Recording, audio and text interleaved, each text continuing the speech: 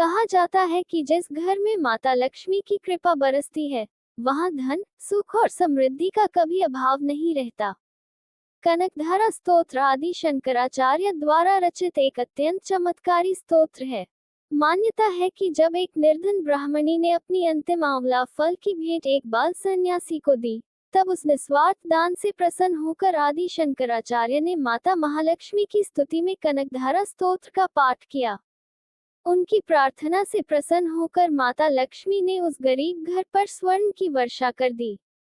तभी से यह स्तोत्र धन, वैभव और सौभाग्य प्रदान करने वाला माना जाता है। इस स्तोत्र में माता महालक्ष्मी के दिव्य स्वरूप, उनकी करुणा, कृपा और अनंत वैभव का वर्णन किया गया है।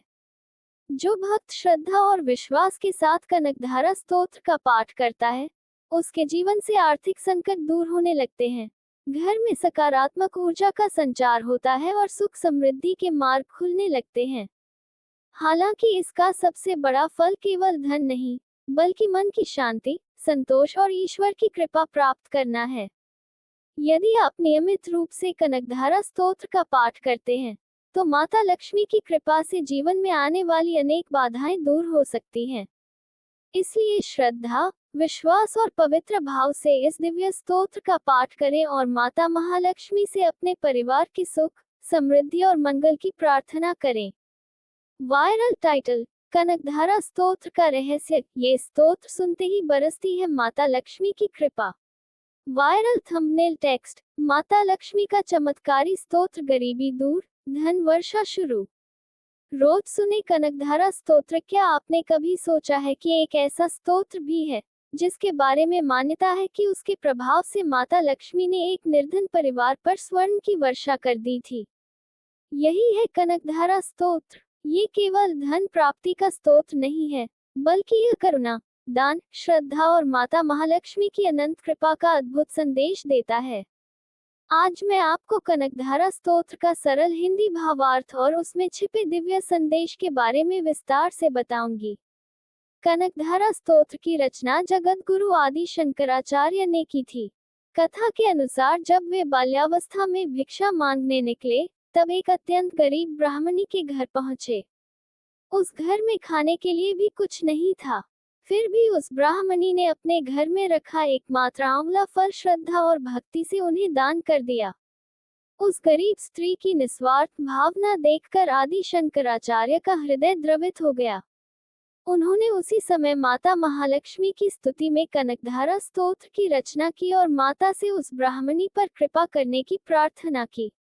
कहा जाता है कि माता लक्ष्मी उस स्त्री के पूर्व जन्म के कर्मों के कारण उसे धन देने में संकोच कर रही थी, लेकिन जब उन्होंने उस स्त्री का त्याग, दया और दान देखा, तब वे अत्यंत प्रसन्न हुई और उसके घर पर स्वर्ण आंवलों की वर्षा कर दी। इसी कारण इस स्तोत्र को कनकधारा कहा गया। कनक का अर्थ है स्वर्ण और धारा का अर्थ है वर्षा या प्रवाह, अर्थात स्वर्ण की धारा बरसाने वाला स्तोत्र।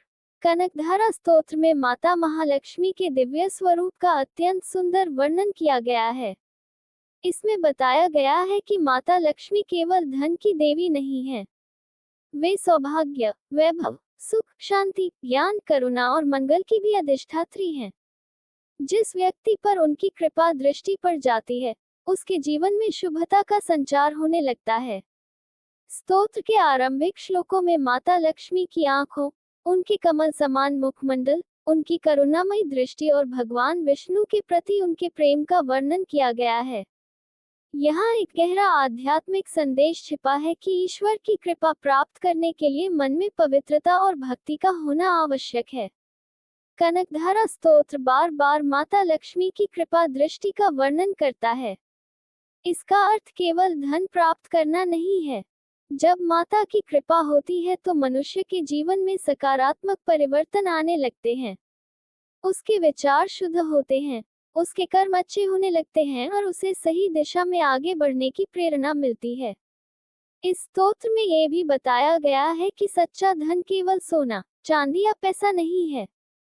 वास्तविक धन वह है जो जीवन में सुख, संतोष, स्वास्थ्य, सम्मान और आध्यात्मिक उन्नति प्रदान करे। यदि किसी व्यक्ति के पास बहुत धन है लेकिन मन अशांत है, तो वह वास्तव में समृद्ध नहीं माना जा सकता। माता लक्ष्मी की कृपा का वास्तविक अर्थ है जीवन के हर क्षेत्र में संतुलन और मंगल का होना।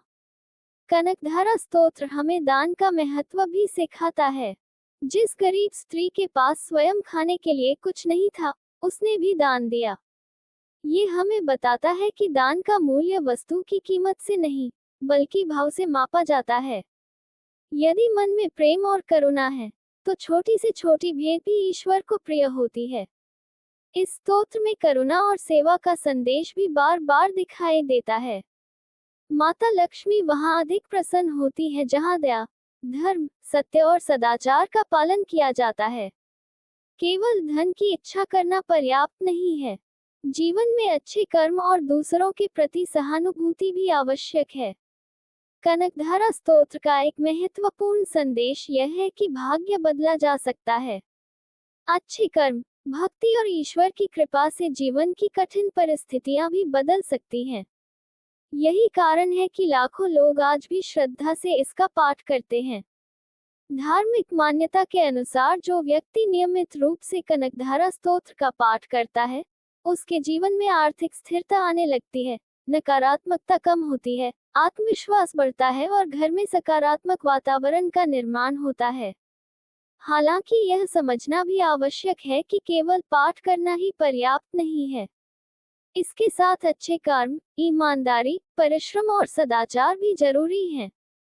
कनकधारा स्तोत्र हमें ये भी सिखाता है कि माता लक्ष्मी केवल धनवानों की नहीं, बल्कि हर उस व्यक्ति की सहायता करती हैं जो सच्चे मन से उन्हें पुकारता है।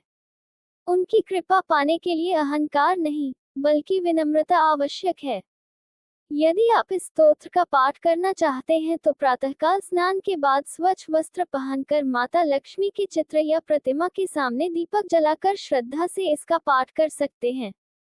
शुक्रवार, अक्षय तृतीया, दीपावली और पूर्णिमा के दिन इसका पाठ विशेष फलदायी माना जाता है।